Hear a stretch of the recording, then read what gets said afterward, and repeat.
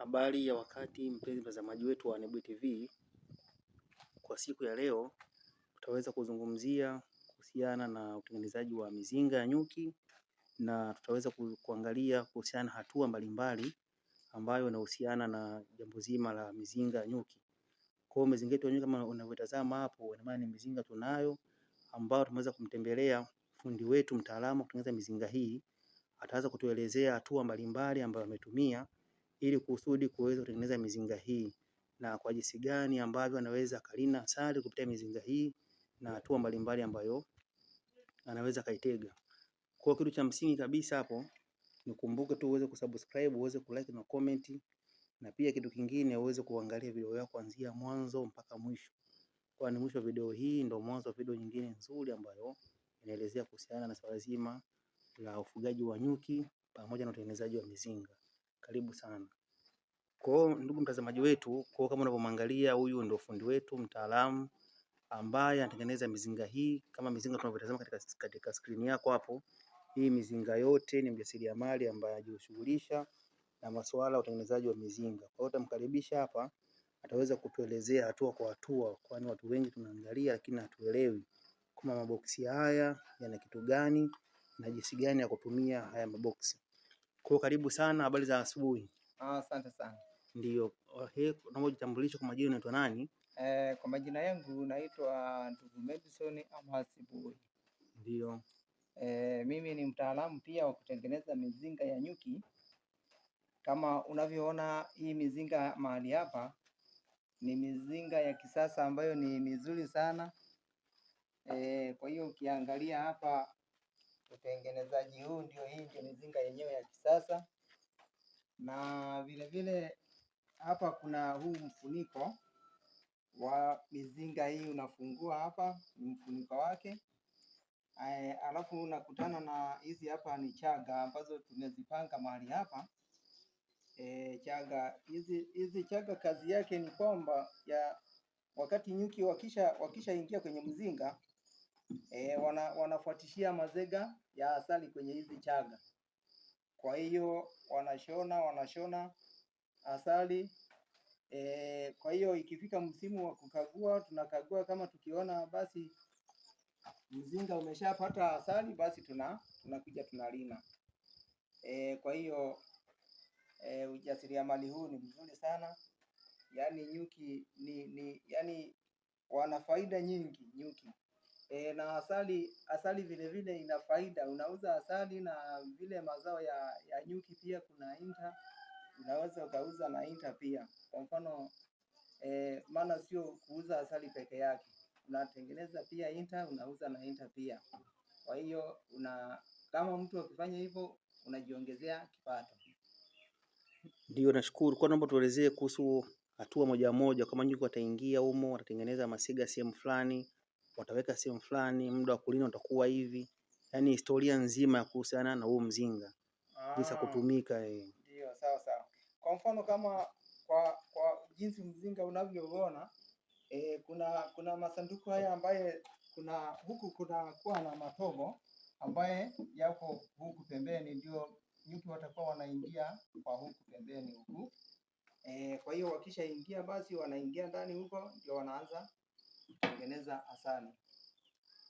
Na huwa mara nyingi kama kuna maeneo ambayo ni maua machache, uvunaji wake unasubiri mpaka msimu hadi msimu. Kwa mfano kama unavuna mwezi wa 5, mwezi wa 6 mpaka mwezi wa 7, mara nyingine mpaka hata na mwezi wa 9, huwa kuna maeneo mengine kunapatikana asali. Ila kwenye maeneo ya maji mengi na maua mengi ina uwezekano wa kuvuna baada ya miezi 3 unavuna asali, baada ya miezi 3 unavuna asali.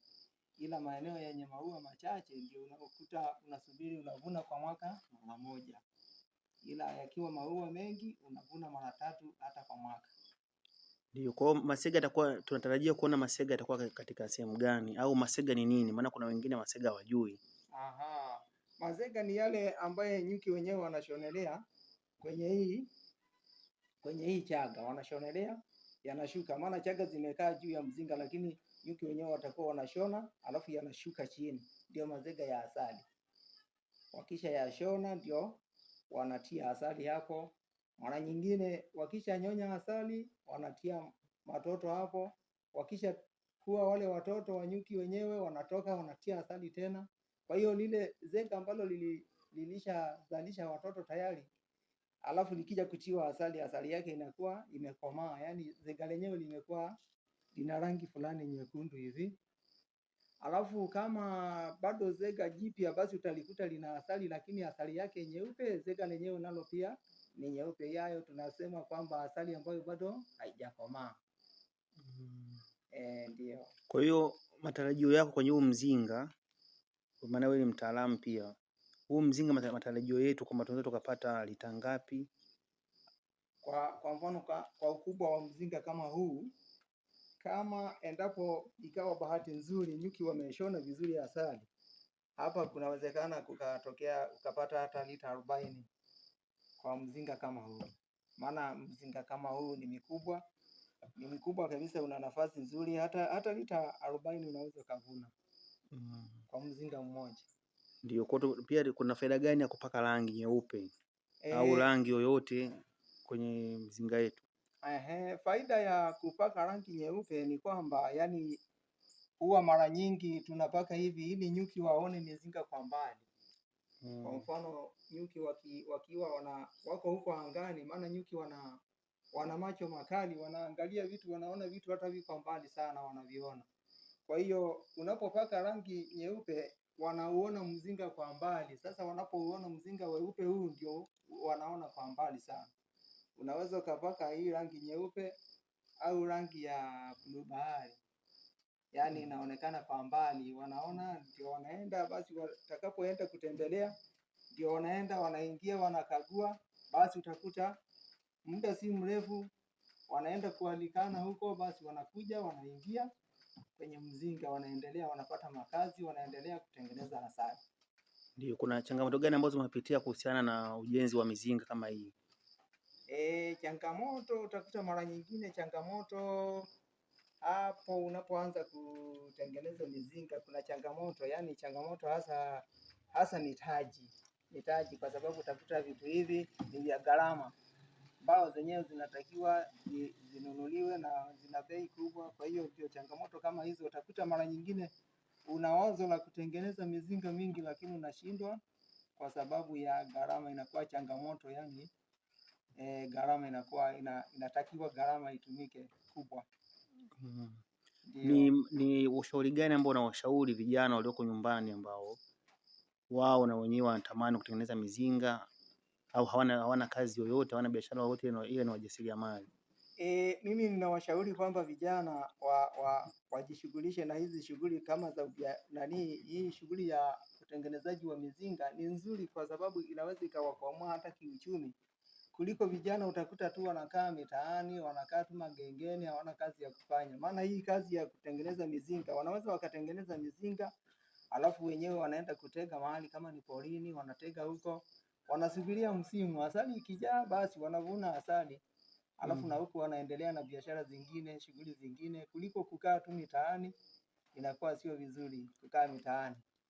Hapo unaweza kuwa unajiuliza kwamba hizi mizinga ilivyo kama unavyotazama hapa, ipo kwenye chaga, kuna chaga. Kwa pale kwenye chaga na tunatarajia kwamba kutakuwa kuna masega. Ndio. Kwa hiyo tutajuaje kama vile hii mzinga wetu tayari una asali upo, tuende tukavune? Labda dalili au zile alama za kujua kwamba mzinga huu upo tayari kwa ajili ya kuvunwa. Kwa hiyo mara nyingine tunavyochagua inakuwa unapoangalia mzinga mara nyingine kuna kuugonga kwa juu. Kwa mfano kama unapojaa asali, unapogonga, ina maana huwa tunagonga, unaweza ukaugonga kidogo.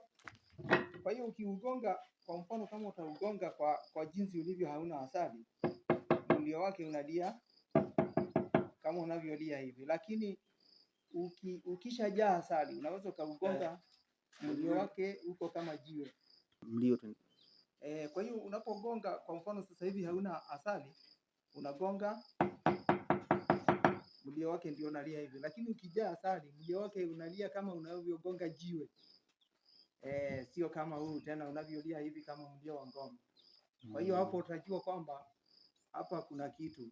Na mara nyingine kama uko juu ya mti ile ya kutundika kwenye miti, basi unajaribu kuunyanyua, unaona ni mzito kabisa, umejaa, yani unahakikisha hapa kuna kitu. Ndio tunakagua kwa njia hizo. Unajua hapa tayari asali ipo ya kutosha, basi unaenda unalina asali yako safi. Ndio, tunashukuru. Kuna changamoto gani ambazo unaweza kukutana nazo kwenye uvunaji wa asali? Maana sasa ni mizinga hii na watazamaji wanatazama pale, wanaangalia, huenda inabidi wajiandae kwenye changamoto mbalimbali ambazo wanaweza kuzipitia kwenye uvunaji wa asali. Changamoto zipo, kwa mfano kama ukiweka, kwa mfano kama kwenye miti, kuna miti mingine ina wadudu hawa sisimisi. Kwa hiyo wale wadudu wanapenda sana kukaa kwenye miti, na hao wadudu wakishahamia kwenye mzinga wakaingia huko, wanaenda kuwasumbua nyuki. Nyuki wanaweza wakahama. Hizo ndio changamoto, na inatakiwa kwa mfano kama umetundika kwenye mti unatakiwa, kwa sababu kwenye mti unafunga nyaya, alafu sasa inatakiwa wakati wa kutundika inatakiwa kuchukua kilisi alafu unapaka zile nyaya. Sasa wale simizi watakapoenda kufuata ule mti wa kuja kwenye mzinga, watakapofika kwenye ule waya wanashindwa kuvuka, maana kutakuwa umeshapaka kilisi tayari. Basi wakifika kwenye kilisi pale hawawezi kuendelea, wanarudi. Kwa hiyo mzinga wako unaendelea ukiwa safi na nyuki hawatatoka. Na vipi kuhusiana na hii mizinga mingine ya kutega, hii ya kuweka kwenye mabanda, changamoto yake inakuwaje? Mizinga pia ya kutega kwenye mabanda, hiyo naona changamoto yake ni ipo pia. Inatakiwa mizinga yenyewe kabisa uitengeneze, yani isiwe na matundu makubwa ya kumpitisha mdudu kama panya. Kwa hiyo panya huwa naye wanasumbua, wanaweza wakaingia panya ndani wakajaza matakataka, nyuki wanaweza wakahama. Kwa hiyo unapotengeneza mzinga wako, jaribu kujitahidi tengeneza mzinga wako ambaye hauna nafasi ya kuweza kupita kama kiumbe kama panya. Kwa hiyo hapo itakuwa vizuri, na nadhani hapo hakutakuwa na changamoto zingine. Hata kwenye kibanda unaweza kaweka vizuri, lakini jihadhari na usiwe na nafasi makubwa ya kumpitisha mdudu kama panya hivi. Sisi tunashukuru sana. Unao neno la mwisho kuambia watazamaji?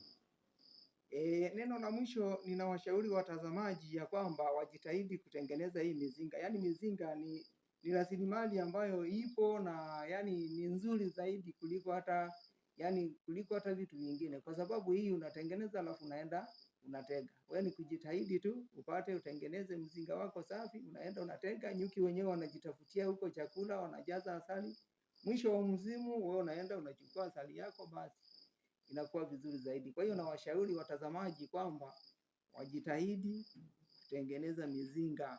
Na mizinga pia, ukitengeneza mizinga unajaribu kuyatunza mazingira yetu, maana tunatunza na mazingira yetu kuliko kukatakata miti ovyo, kufyeka miti ovyo. Hapana, tunatunza miti yetu, tunatunza mazingira yetu, yanakuwa hayana jangwa. Maana utakuta ukataji wa miti ovyo ovyo pia inasababisha mambo ya jangwa. Mara nyingine mvua zinakoma kunyesha kwa sababu ya ardhi kuwa jangwa, yani ukataji wa miti ovyo. Ninawashauri watazamaji wajitahidi watengeneze mizinga, alafu watakaposambaza kwenye misitu, basi hiyo misitu inapata uhifadhi mzuri zaidi. Tunashukuru mpenzi mtazamaji kwa kuendelea kuwa nasi. Kikubwa kabisa hapo kwa mawasiliano, namba za simu ambazo zinapita katika screen yako hiyo. Kwa namba za simu unaweza kuwasiliana ili tuweze kukuunganisha na moja kwa moja kwa fundi wetu mtaalamu wa kutengeneza mizinga, na pia na ushauri mbalimbali kuhusiana na jambo zima la ufugaji wa nyuki. Karibu sana, na kukumbushe tu kuweza kusubscribe pamoja na kulike na comment. Na pia mwisho wa video hii ndio mwanzo wa video nyingine nzuri ambayo inahusiana na ufugaji wa nyuki. Naomba nikuulize kijana mwenzangu kwamba wewe umejiandaaje na kuhusiana na fursa hii ya ufugaji wa nyuki katika eneo lako uliokaa, unatokea, mkoa unatokea, nchi unatokea, ni umejiandaaje kuhusiana na swala zima la ufugaji wa nyuki? Tunashukuru sana, karibu sana Nebuye TV.